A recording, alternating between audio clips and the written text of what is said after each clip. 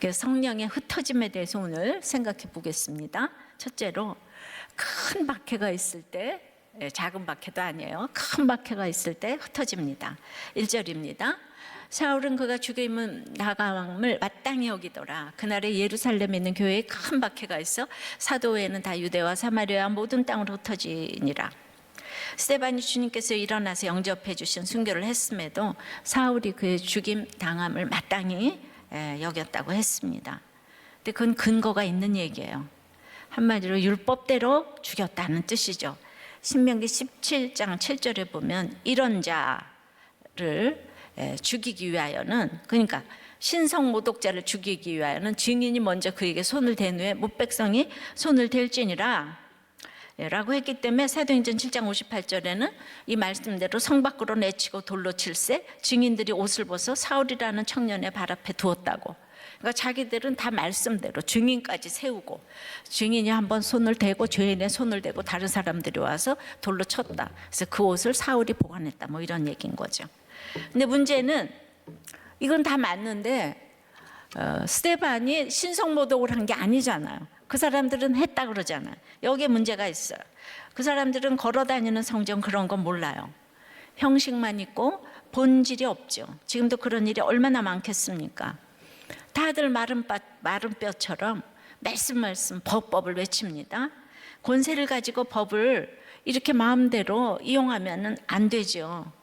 근데 우리는 스데반을 아니까 기가 막히지만은 법을 안다는 절대적인 다수는 이 죽인 게 마땅한 거예요. 이거는 정말 옳고 그름이 아니고 절대 선인데 말이죠. 그래서 참 말이죠, 슬픕니다.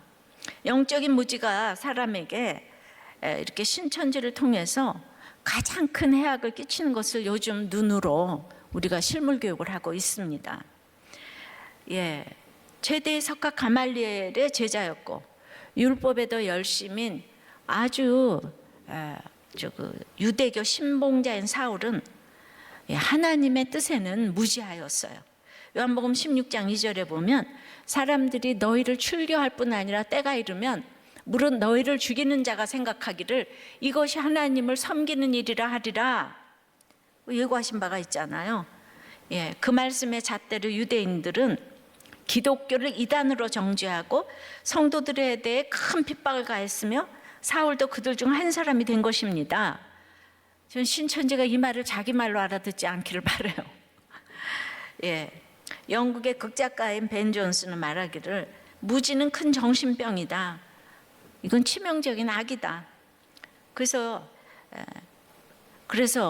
모르는 게 죄냐? 죄예요.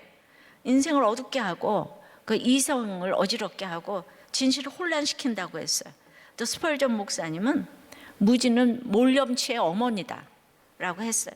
바울은 훗날 자신이 전날에 교회를 핍박한 것은 알지 못하고 행하였음이라 디모데전서 1장 13절에 고백했지요. 그래서 이 세상에 무서운 것이 영적 무지라고 할 수 있습니다. 스데반은 이런 사울을 낳기 위해서 죽고 순교한 것이죠. 사도행전은 누가가 썼어요. 사울의 주치였잖아요. 그러니까 이런 장면들은 바로 누가 얘기해 줬냐 하면은 바울이 누구한테 얘기해 줘가지고 사울 때의 이 모든 거를. 그래서 사울은 이 장면을 평생 잊지 못한 거예요. 그래서 그냥 죄인 중에 괴수라는 말이 그냥 죽을 때까지 입에서 저절로 나온 거죠. 그리고 어떤 고난도 감당할 수 있었던 비결이 되는 이 장면입니다. 적용해 보세요. 여러분이 평생 잊지 못할 부끄러운 장면은 무엇입니까? 자, 1절 후반부에 그날에 스데반 죽은 그날에 예루살렘에 있는 교회에 큰 박해가 있어 사도 외에는 다 유대와 사마리아 모든 땅으로 흩어지니라. 이게 바로 이 같은 하나님을 믿는다는 유대교에서 초대 기독교를 맹렬하게 박해를 한 거예요. 로마가 박해한 게 아니에요. 종교 전쟁이 제일 무섭습니다. 근데 요즘 신천지를 보면 그들도 교회라는 단어를 쓰잖아요. 그래서 꼭 우리 기존교회가 자기네들을 핍박하는 것처럼 자기들은 또 이렇게 생각을 지금 하겠죠. 세상 거긴 교회라는 이름을 붙이면 안 됩니다. 신천지 집단, 그리고 예수교 뭐 증거 장막성전 이렇게 불러야지 왜 교회로 부릅니까? 세상은 교회를 똑같이 생각할 수 있기 때문이에요. 예루살렘과 유대와 사마리아와 땅끝까지 이르러 내 증인이 되리라 1장 8절에 그러셨는데 어떻게 흩어집니까?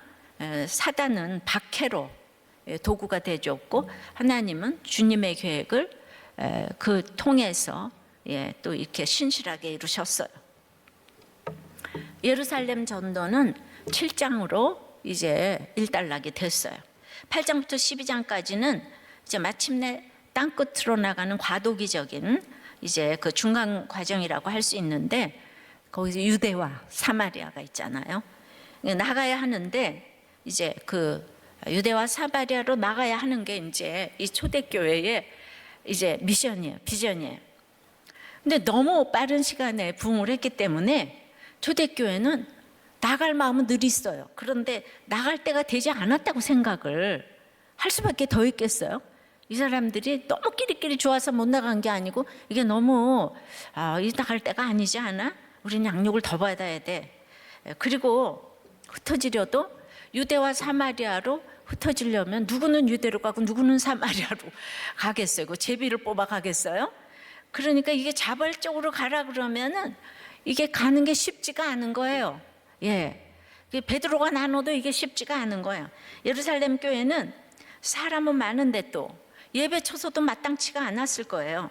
그러니까 전부 다 이게 언제가 흩어질 때지? 결정을 못하고 있었겠죠. 그런데 그냥 이 작은 핍박도 아니고 이거 큰 핍박이잖아요. 큰 박해가 오니까 그냥 간단하게 해결이 됐어. 간단하게. 그래서 저는 늘 이렇게 얘기를 했지만은 하루아침에 예배를 드릴 수 없는 날이 이렇게 올 줄은 정말 몰랐어요. 그래서 이번에 이걸 확실하게 보여주셨어요. 우리가 이렇게 뭐 천재지변이 나건 뭐가 나건 하루아침에 드리지 못할 수도 있는 거예요. 그러니까 준비를 하셔야 돼요. 그런데 말씀으로 준비된 사람들은 흩어지니까 사마리아뿐 아니라 후에 보니까 구브로의 그 베니게 구브로 안디옥까지 이방 지역까지 갔잖아요. 그러니까 말씀이 늘 있는 사람은 어디를 가도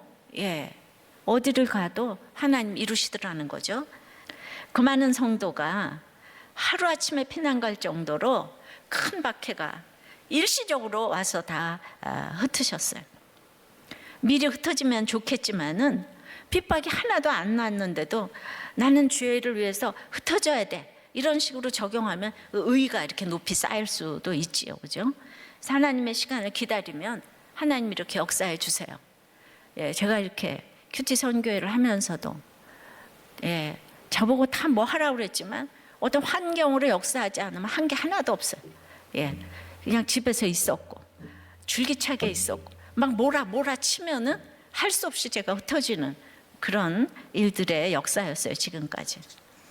그리고 그래서 이제 예루살렘 교회가 지금 너무 좋죠.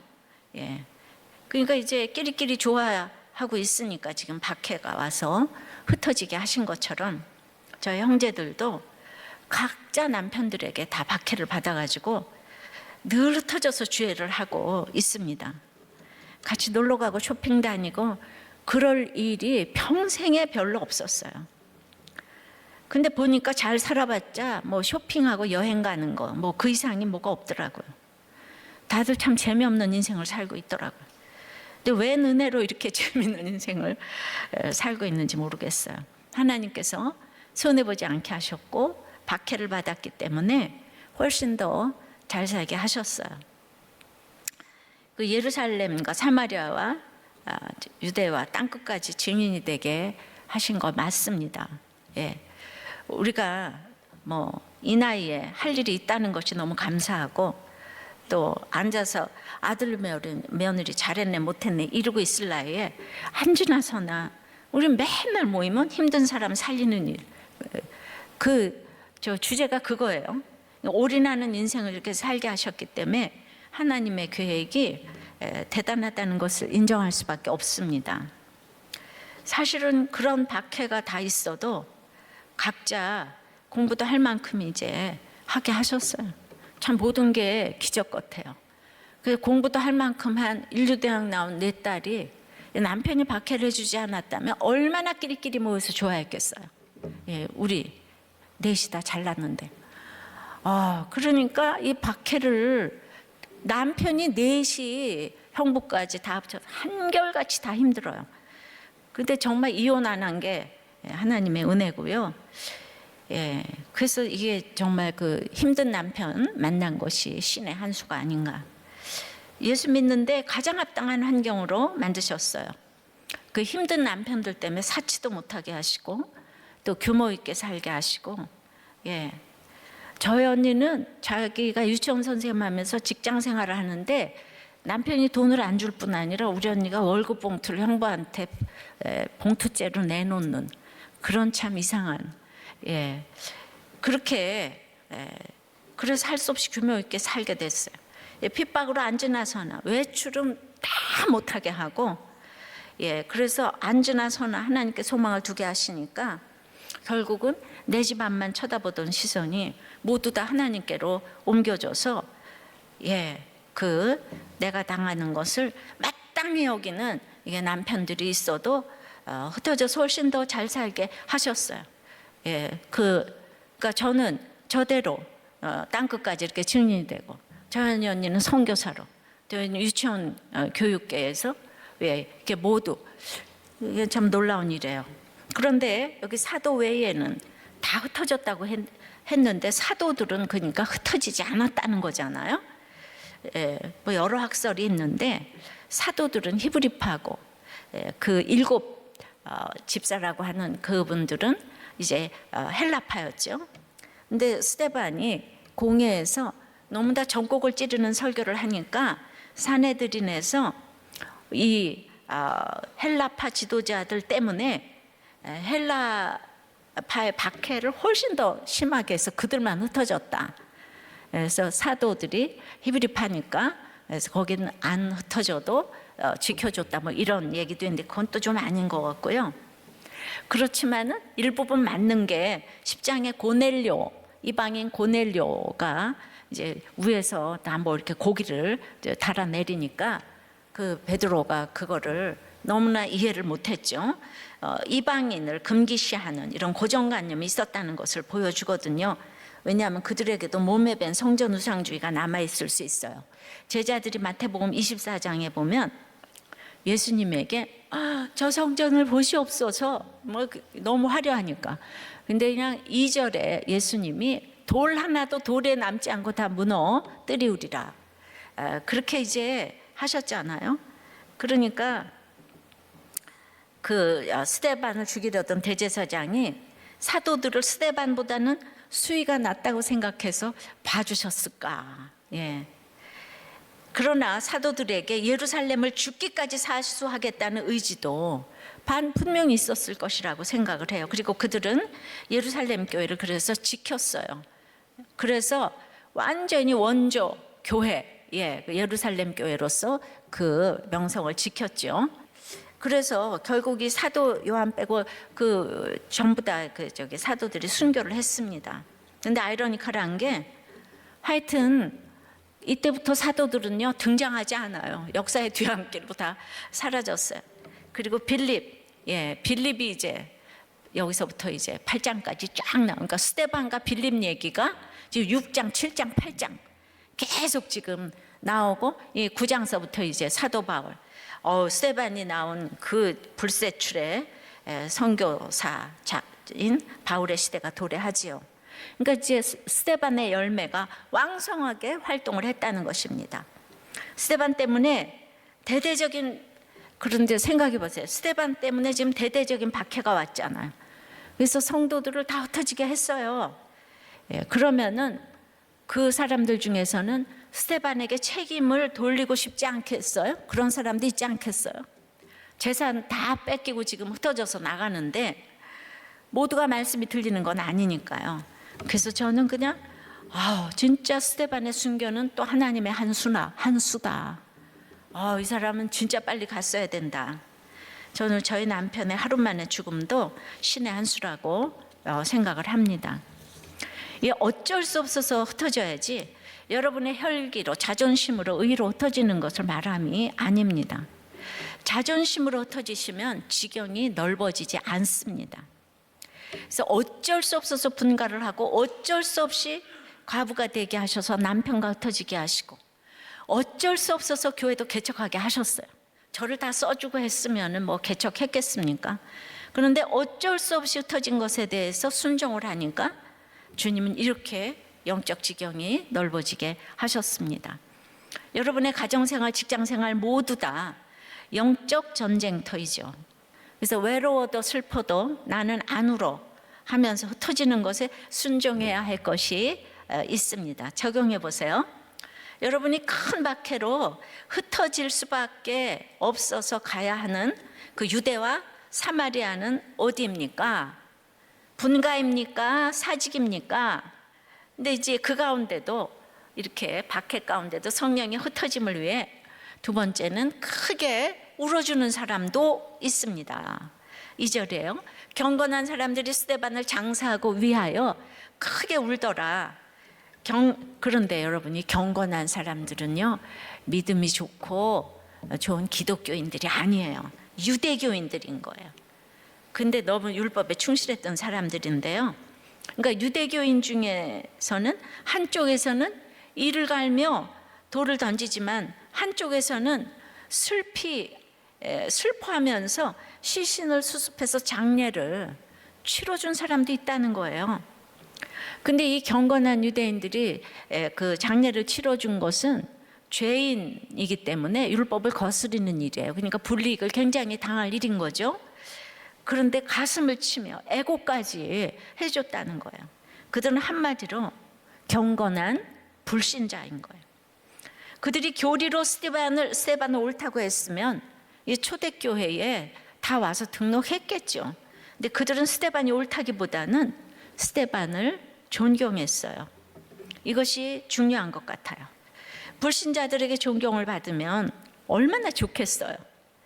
근데 늘 행위를 생각하면 저부터 자신이 너무 없습니다. 그래도 욕을 먹어도 복음은 전해야겠는데요. 그럼 또 비난을 받죠. 근데 신불신자들에게 또 칭찬을 받아야 되니까 복음을 전하지도 못하고 맨날 눈치를 봐요. 강박증을 가지려는 게 아니에요. 인간적으로 잘하는 게, 그러니까 우리는 답이 없어요. 그런데 여러분, 이론론이에요. 이론론. 하나님을 사랑하면 십자가는 지혜고 타이밍이라 그랬잖아요.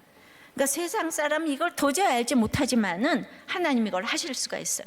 그러니까 남들이 칭찬한다고 내가 칭찬받을 만한 사람 되는 게 아니고, 욕한다고 내가 또 욕먹을 사람 되는 게 아니에요. 그렇다고 항상 칭찬과 욕에 초연하라는 얘기도 아니에요. 그러니까 우리는 항상 경건과 구속에 초점을 맞춰야 한다는 거죠. 그렇지만 반대로 내가 남들을 칭찬할 일이 있으면 근거가 확실해야 되죠. 마음껏 칭찬을 하시라고요. 그러면 상급이 칭찬받는 사람보다 하는 사람에게 더 가기 때문에 그 칭찬하는 사람이 마음이 기쁜 거예요.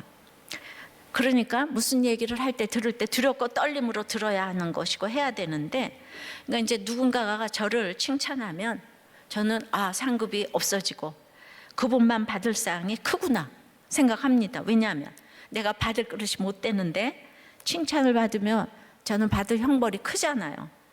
근데 이걸 못 깨달으면은 나에게 해주는 칭찬이 쥐약이 돼가지고 이 교만해가지고 받을 벌이 크게 된다는 거죠. 이해되시죠?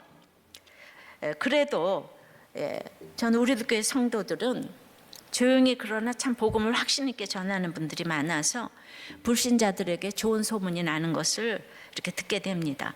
장례식 때마다 식구들의 기도와 헌신으로 불신 부모님들이, 또 불신 배우자가, 불신 자녀들이, 형제들이 영접하는 소문을 매주일 듣기 때문이죠.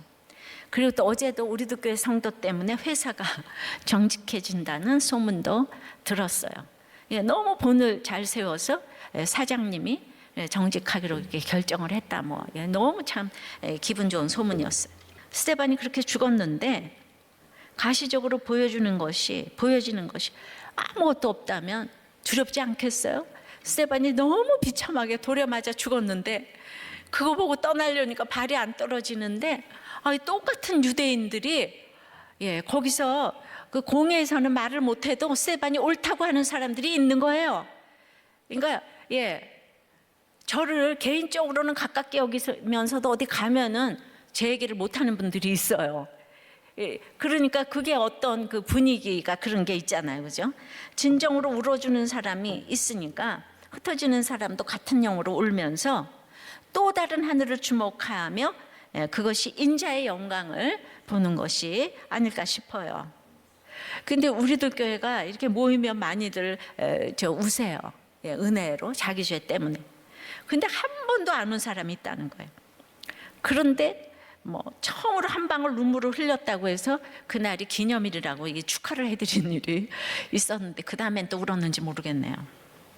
내가 죽었을 때 나는 천국에 가서 너무 기쁜 것도 맞지만 그러므로 나를 위해 울어주는 사람도 있어야 한다고 생각을 합니다. 경건한 사람은 지금 스데반이 너무 불쌍해서 그런 게 아니에요. 스데반이 뭔가 이게 범접할 수 없는, 그렇기 때문에 이거는 저는 사랑이라고 표현하고 싶어요. 그러니까 친정 부모 또 무슨 시댁 부모 다 돌아가셨는데 남편이 아내가 안 온다고 슬퍼하지 마세요. 이 사도 바울처럼 죽음을 마땅하게 여기는 남편이 울면 뭐 하겠어요? 경건하지 않은데 온다고 안 온다고 좋아하고 슬퍼할 게 하나도 없다는 거죠. 이렇게 똑같은 죽음에 울지 않을 수도 있고 울 수도 있다는 것을 알았으면 좋겠습니다. 사울은 이것을 다 보고 기억했습니다. 스데반이 돌에 맞아 죽는 거, 저들의 대를 돌리지 말라. 그리고 경건한 사람들이 크게 울었던 거, 크게 박해가 왔으니까 크게 울었어요. 그 지금 똑똑한 사울이 이걸 다 기억했습니다. 적용해 보세요. 여러분이 죽을 때 모두가 크게 울어주겠습니까? 마땅히 여기겠습니까? 경건한 사람들이 이렇게 크게 우는데도 사울은 더 악랄하게 박해합니다. 그래서 성령에 흩어지면 세 번째는 교회를 잔멸할 때 일어납니다. 그러니까 이 박해가요, 이 정도로 가지 않으면 흩어지지 않아요.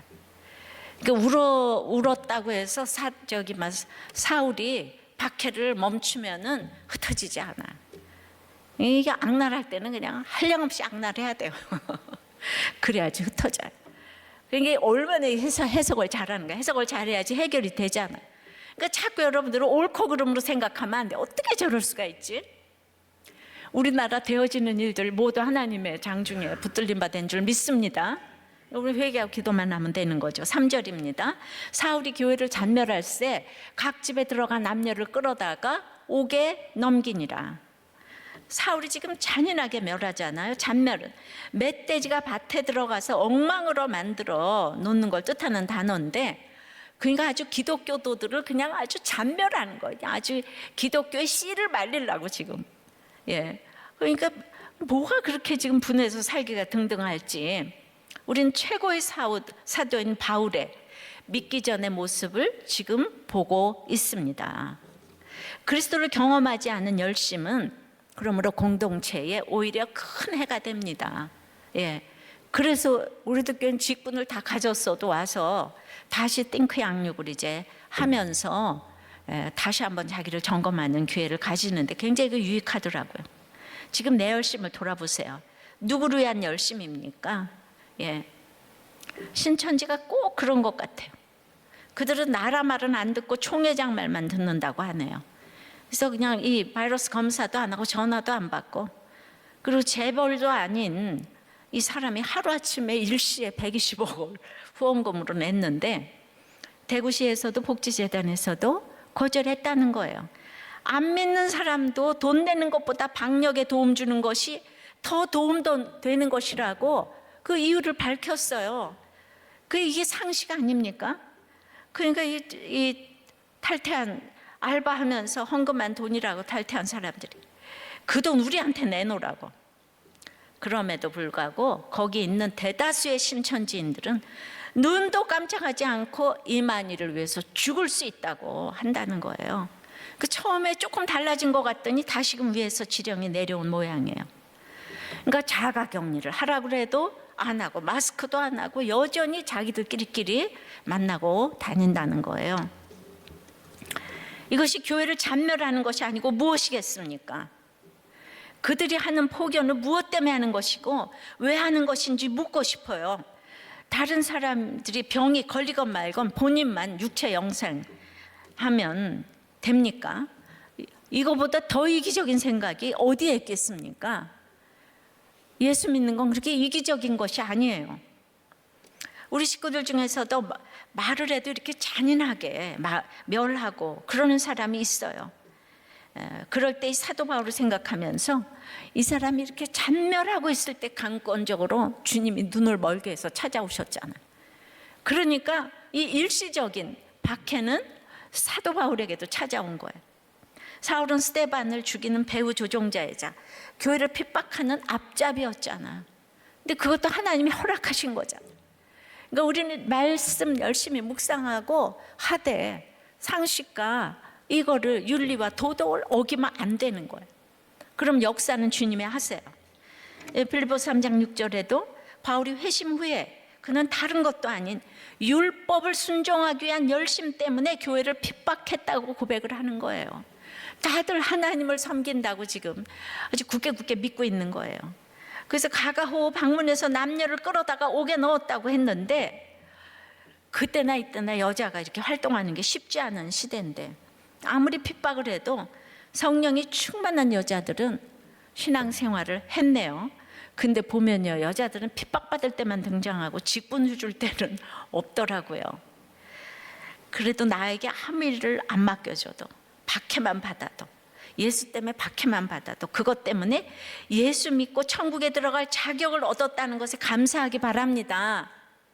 또 이것도 신천지가 들을까 봐 염려가 되는 게 무슨 그 한마음 아파트에 뭐 100명 이상의 이렇게 신천지인들이 사는데 거기 젊은 처녀들 2030 아이들이 5만 원, 2만 원 다 월세 내면 그렇게 어려운 아이들이 그 확진자가 거의 그렇게 뭐 비슷하게 이렇게 지금 나오고 있다는데요. 여자들 이렇게 열심인 거예요. 예, 그래서 지금 생각해도 남편이 저를 이제 잔멸했어요. 왜냐하면 지금 이렇게 제가 쓰임을 받아야 되니까. 그래서 너무너무 잔멸하다가 하나님이 하루아침에 데려가신 게 아닌가 그런 생각을 이제 하는데 그렇게 잔멸하던 바울처럼 강권적으로 역사를 하셔서 회개를 하고 천국 갔기 때문에 누구도 못하는 역할을 죽어서까지 지금 찬란하게 하고 있잖아요. 그래서 요새는 누가 바울인지 나도 잘 모르겠어요. 남편인가 저인가 잘 모르겠어요. 어쨌든 사울의 믿기 전 상태의 남편을 붙여주셔서 지금까지 사람을 섬기게 됐습니다. 여러분을 잔인하게 멸하는 사건 때문에 우울과 두려움과 미움의 옥에 갇혔나요? 아무리 나를 가두어도 육체만 가둘 뿐이지 초막이나 궁궐이나 내 주 예수 계신 곳은 그 어디나 하늘나라인 것을 누리셔야 합니다. 사울이 스데반이 바로 이 인자의 영광을 경험하는 것을 목도한 것이죠. 그러니까 스데반이 바울 사도를 낳고 있는 장면을 지금 세세하게 지금 이제 기록하고 있는 거예요. 지금 사단은 스데반을 죽였지만 거기에서 사울이 스데반의 죽는 모습을 보고 있다는 사실을 간과했어요. 이제 옳고 그른 것은 인간의 시각일 뿐이지 내가 최선을 다해서 인생을 살았다면 스데반이 자신을 돌로 치는 자들의 죄를 그들에게 돌리지 말라고 하면서 그 상황에서 안식을 누리면서 잤다고 했잖아요.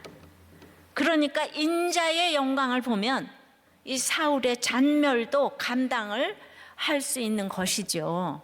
예, 여기에 3대지의 답이 있는 거죠. 지난주에 인자가 중요 주제였습니다. 그런데 이게 다 어렵다는 거예요. 다시 한번 말씀드릴게요. 이 중요해서 인자라는 단어는 복음서에 82번 쓰이고 히브리서에 1번, 계시록에 2번, 그리고 스데반이 쓴 것까지 86번 쓰였어요.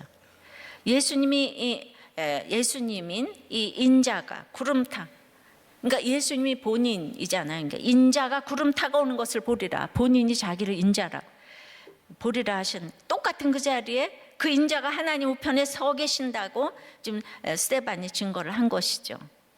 근데 예수님을 인자라고 칭한 경우는 여기 스데반밖에 없습니다. 예수님의 고난과 승천의 의미를 정확히 알고 있었다는 것인데, 이 사람이 얼마나 주님과 친하고 확실하면 주님 보고 사람의 아들이라고, 우리가 생각하면 개미의 아들, 굉장히 이게 불경해 보이는 거 아니에요? 그런데 너무 친하니까 쓴 거예요. 자기와 같은 신분이었던 인자의 영광을 확실히 보았기 때문이에요. 그래서 이 땅의 언어로 쉽게 적용을 하면은, 우리가 건축자가 쓸데없어서 버린 돌이 모퉁이의 머릿돌이 됐다 그러잖아요. 그런데 버려진 돌끼리 알아보고 지금 감격하는 거예요. 예수님하고 스데반.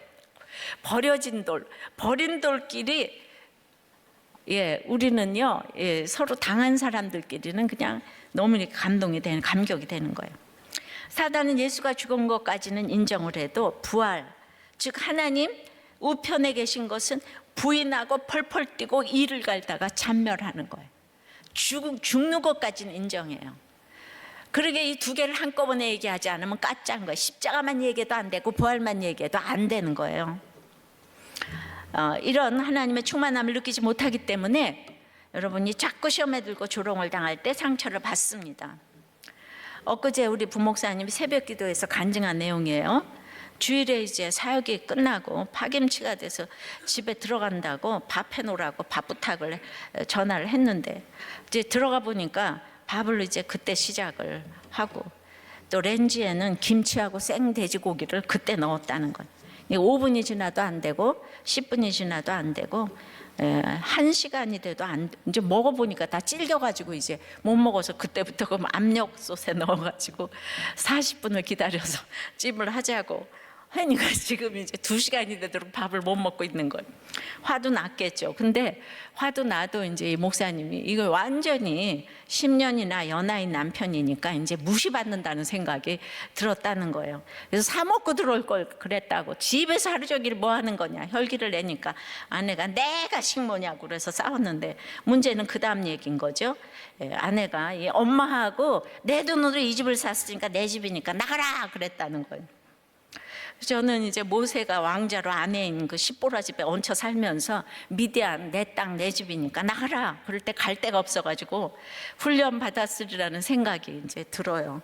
그래서 길이 없는 게 축복입니다. 이럴 때 갈 데가 있으면 나가버릴 텐데 갈 곳이 없어서 이제 차에 있다가 또 거기서 히터 켜놓고 또 자면 어떻게 되나 검색해봤더니 죽는다 그랬대요. 또 살고는 싶어가지고, 그래가지고 할 수 없이 이제 갈 데가 없으니까 새벽에 들어가서 사과를 했답니다. 이게 진심의 사과겠어요? 어쩔 수 없이 들어가고 어쩔 수 없이 사과하고의 인생인 거죠. 뭐 살아야 되니까. 근데 돈이 있으면 혼자 살 수 있게 이럴 때 딱 그냥 집 나가버리고 그냥 사과 안 하죠. 요새 호텔 텅텅 비었을 테니까. 그런데 돈이 없어요. 그 목장에도 여러분들은 싫으면 안 나가요. 돈이 있으면 싫으면 딱 안 나가요. 다들 있잖아요. 없는 떨거지들 같아 보일 수 있잖아요. 돈이 일만하게 뿌리라는 말이 맞아요. 저는 아내도 할 말이 많이 있다는 거 알아요. 그래도 이제 친정이 없던 김 목사는 이제 아내의 믿음도 인정하고 교회를 친정처럼 생각하고 교회에다가 이걸 잃는 거죠. 새벽 기도를 통해서. 여러분, 아내 얘기를 이렇게 잃을 수 있는 거는 축복인 거예요.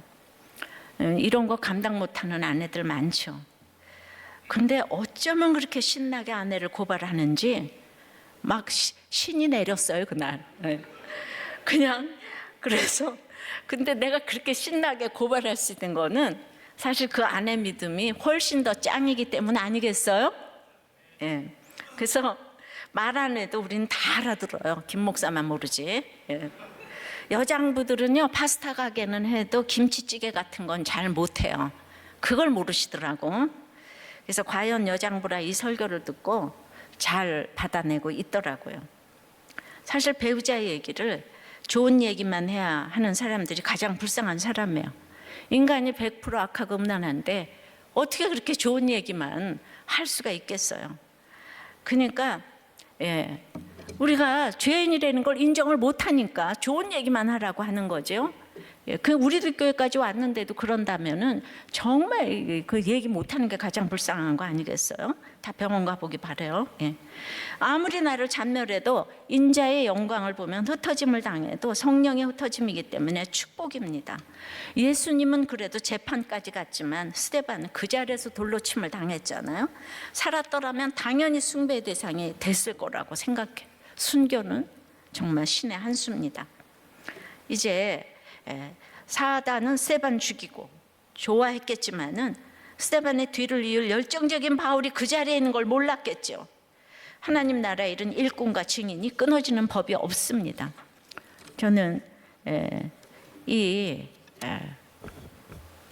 저보고 다 무슨 고난, 목사님 무슨 고난이냐 그러는데 제가 이 고난으로 이만큼 사람들 살리고 가니까 여러분들 고난 더 크면 더 많이 살리시기 바래. 고난 비교하지 말고 우리의 고난은 사람 살리는가 못 살리는가로 평가를 합니다. 그래서 제가 아무리 성경으로 남편들 살리고 또 남자 목사들 살리는 거 이게 핵심 가치라고 해도 여자가 왜 설교를 하냐 앞으로 달아댑니다. 정말 사울이 그랬을까요? 하고 싶어서 하는 목회가 아니고 강권적인 부르심 때문에 하는 건데 끊임없이 무시를 해주는 걸 경험하며 가는 것이 제게는 큰 특권이라고 생각이 돼서 깨어있게 합니다. 이 말을 알아듣는 우리들 교회 성도들의 수준은 정말 대단한 것 같습니다. 적용해 보세요. 나를 잔멸할 때 미움, 서러움, 두려움에 오게 갇히지 않는 비결은 무엇일까요? 아까 답을 얘기했죠. 말씀 맺습니다.